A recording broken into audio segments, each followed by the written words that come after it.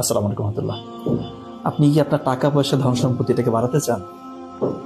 আমি একটা কাজ করতে বলি, এটা একটু করে দেখেন।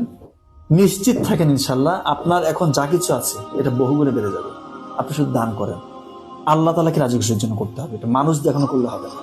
আপনার মন তো জানে যে আপনি কাকে দেখানোর জন্য দান করছেন, মানুষকে খুশির জন্য নাকি আল্লাহ তাআলাকে খুশির জন্য। যদি সত্যিকার অর্থেই আল্লাহ তাআলাকে রাজি খুশির জন্য আপনি দানটা করেন, আপনি বছর শেষে মিলাই নিয়েন আমার কথাটা, আপনার এখন যা কিছু আছে এটা বহুগুণে বৃদ্ধি পাবে।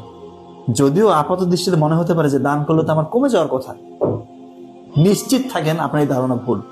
আপনি শুধু দানটা করে দেখেন, গোপনে দান করেন ভাই, আপনার যা কিছু আছে এখান থেকে যতটা সাধ্যে কুলায় আপনি দান করেন। এটা একটা সব থেকে বিগেস্ট ইনভেস্ট।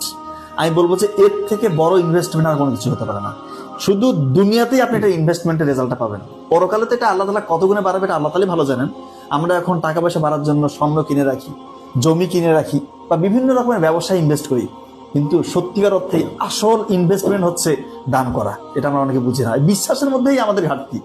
আপনি এটা বিশ্বাসটা করে দেখেন ভাই, এটা রেজাল্ট আপনি বেশি দিন লাগবে না, আপনি বছর খানেক হয়তো লাগবে না। কোন দিক থেকে আপনার রিজিক এসে আপনার ধন সম্পত্তিকে বাড়াই দিবে, আপনি তখন মিলাইতে পারবেন না যে কিভাবে আমার এত ধন সম্পত্তি আসতেছে। একটাবার করে দেখেন। ধন্যবাদ সবাইকে। আসসালামু আলাইকুম।